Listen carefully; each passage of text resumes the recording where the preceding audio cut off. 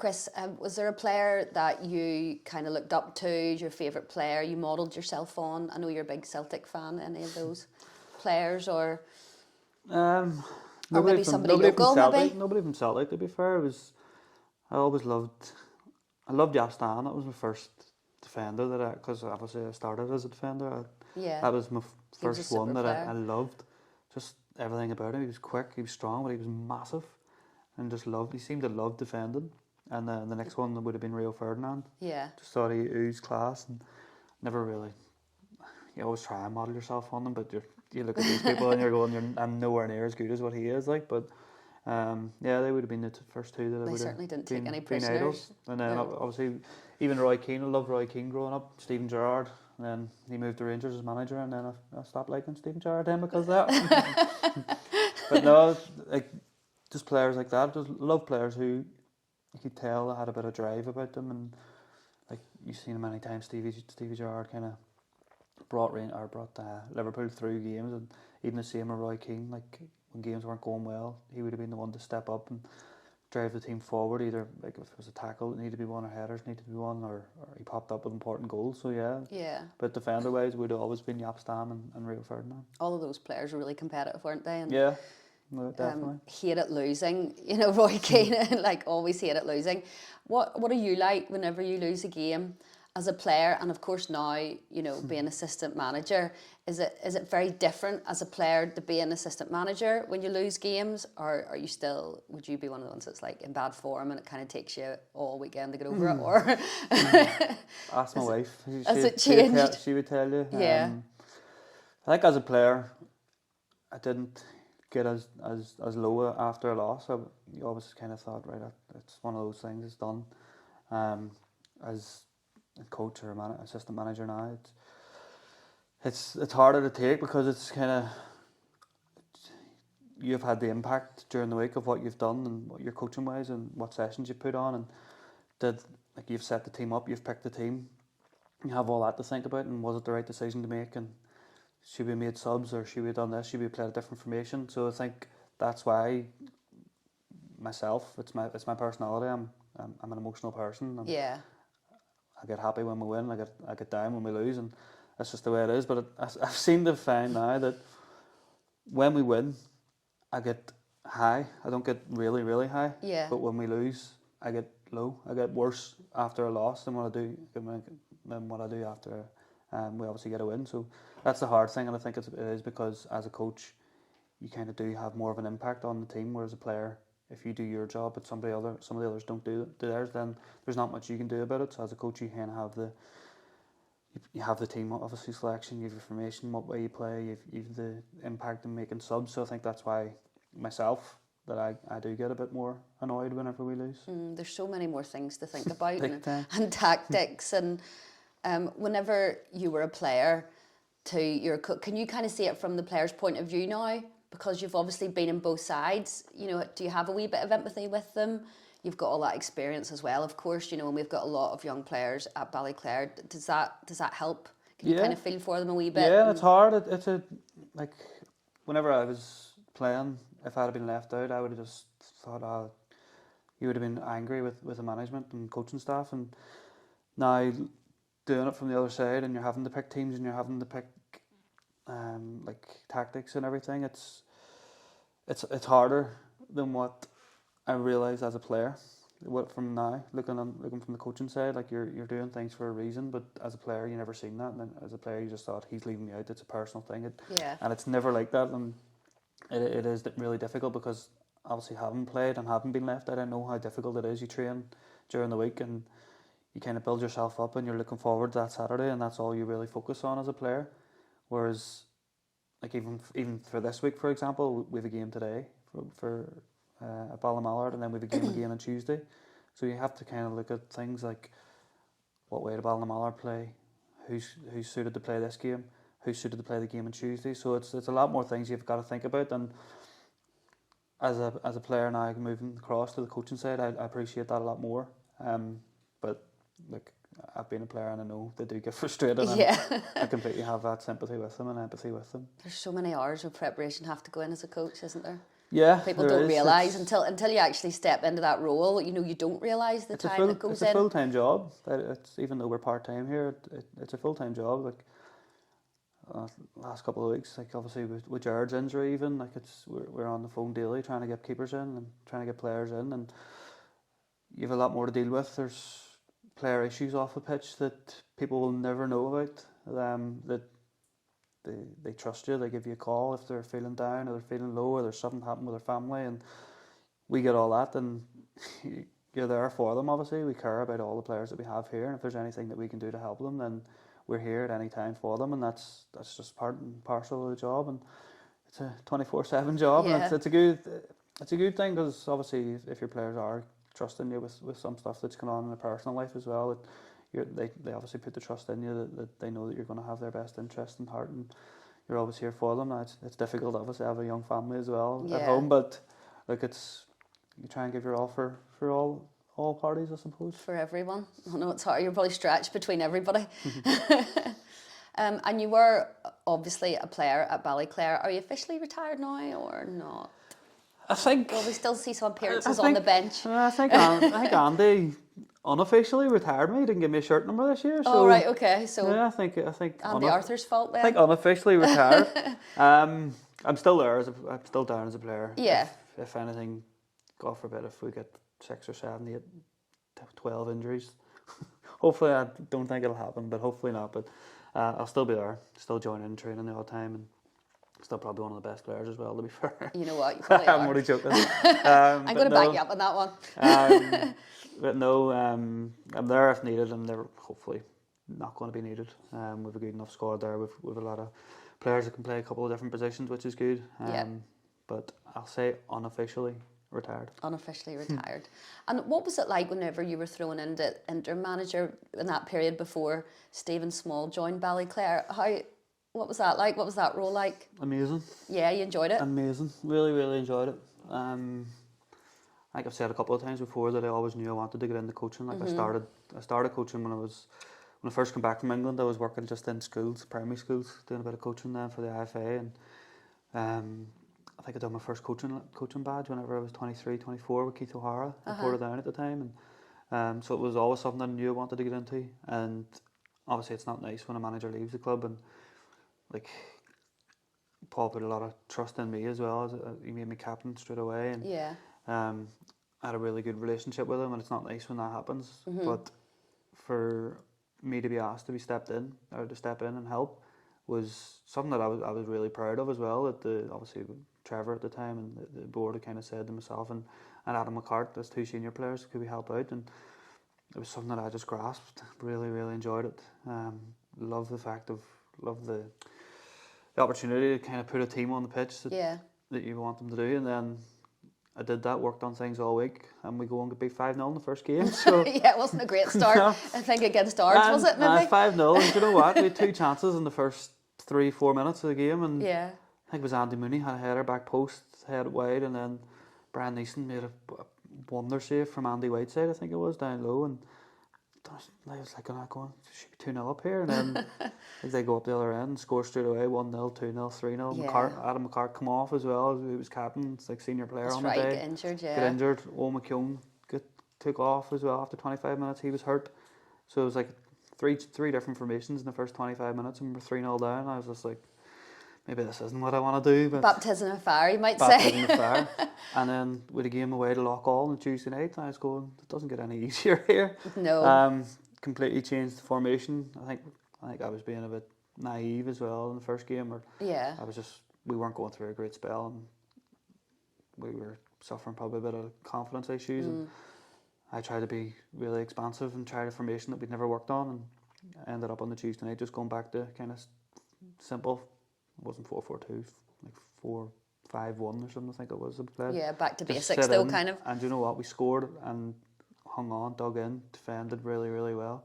And Loughall scored 94th minute to equalise, 1 each. And I was just like, what's happening here? And then Stevie gets the job on Thursday, on the Thursday night. And I'd said to Trevor that if there's any way that I could stay on as a coach, I would love to do it. And yeah. I knew when Stevie had actually rang me after and just said, look, he hadn't officially been announced as manager, though, he said, look, I think the interview's gone well. If I get the job, would you be interested? And I said, yeah, definitely, 100%. I've known him. He was a coach at Cliftonville whenever I was there, and he's worked with my brother and sister in the bank before, so there's a relationship there with him beforehand. So he got the job Thursday night. He didn't want to. He got the job, I think it was after training and everything, so I think I'd taken the session. He didn't want to come in and kind of just say, right, this is what we're playing today, whenever we worked on stuff. So he came into the changing room on the Saturday beforehand and just said who he was, how he wanted things to go going forward. And we went out on the Saturday and beat Derby 3-1. So technically he was manager at the time, so he got the first win. And I retired as a manager without a win. You'd done all the hard work and preparation, though. It was something we joke about now and have a bit of a laugh about, and I say, look, that's my win. Like, but he kind of laughs and says, if we had lost, it would have been your loss. So. He's always taking the glory, isn't he? Well, it must have been nice, though, that you and Stephen did know each other and you already had that relationship, you know, for him to come, and good for him as well, that he knew you and he obviously trusted you a lot. He'd obviously hadn't managed in the league with, I think it was 10 years or so that he was out of club football. Now he obviously worked with youth football and Belfast Met, and obviously taken the university team at Jordanstown as well. But so he was still obviously involved in football. But the reason I put my kind of name in the hat was I knew that usually a manager comes in, they'll have staff with them and they bring their own people with them. With Stevie not obviously being involved in club football for that long, and I didn't know whether he would have had the staff to come in with him. So I just said, look, I'm here if needed. I was still going to continue playing if he had said no. Yeah. He would have left me out probably as well. Yeah, you've been on the bench. But no, that's the reason why I kind of put my name forward to be a bit of a coach or anything like that. And as you say, with that relationship that we had, it was kind of straight in. We're very similar personalities, and there's a bit of an age gap between the two of us, but very similar personalities.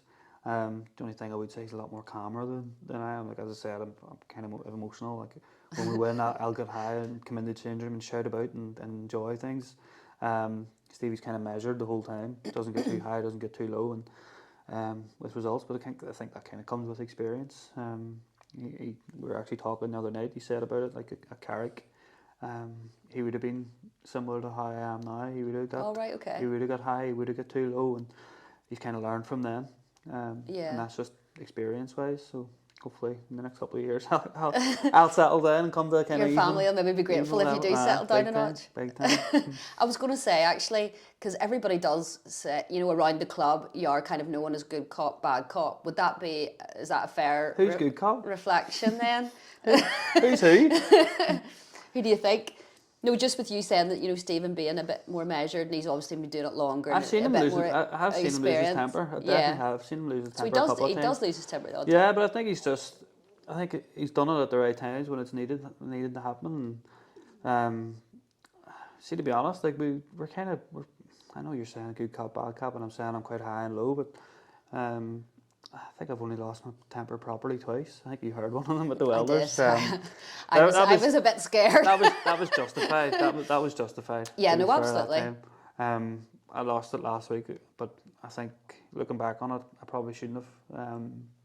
Like in the game we institute, we created chances. Just one of those days we didn't take them. But the frustrating thing for me is something similar happened at Dundela as well. We created a lot of chances and didn't take them, and I thought I said, I came in and I was frustrated. I was upset that we didn't take points from both those games. Yeah. And that's where I lost my temper last week. But no, I think for the majority of the time I am quite measured. I'll probably say a bit more away from the players. Yeah. Sometimes, so that they don't see the full frustrations, but. We go into the coach's office and we'll have a couple of conversations then, and I'll probably say a bit more to Stevie because I know obviously it's not going to get back to the players or whatever. Then it's just to air my frustrations to him. But no, good cop, bad cop. I don't think that's a fair reflection. I think I'm getting. We'll have to stop saying that now. I'm getting put down as the bad cop here. I'm not having that. Everybody does have their own coaching style though. And there's obviously lots of psychology in the game now. Is that something that, do you read up about different coaches, managers, and how they've done it in the past? Lots of people talk about Alex Ferguson and his mind games that he would have done. Not really, no. No. It's actually a conversation that we had the other night. Stevie had said, like, the best thing you can do is just be authentic and be yourself, and yeah, it's just the way I am at the minute. And obviously, if I get frustrated, then people will know that I am frustrated. If I'm happy, they'll see that as well. So it's not a case that I'm shouting at people all the time. Like, no, of course not. There's a lot of joy in football, and there's a lot Yeah. of joy even within our changing room. And I think I've quite a good relationship with all the players, and I think they can trust me, and they know that I expect standards of them. Stevie expects standards of them as well, and for the majority of the time, they do give us those.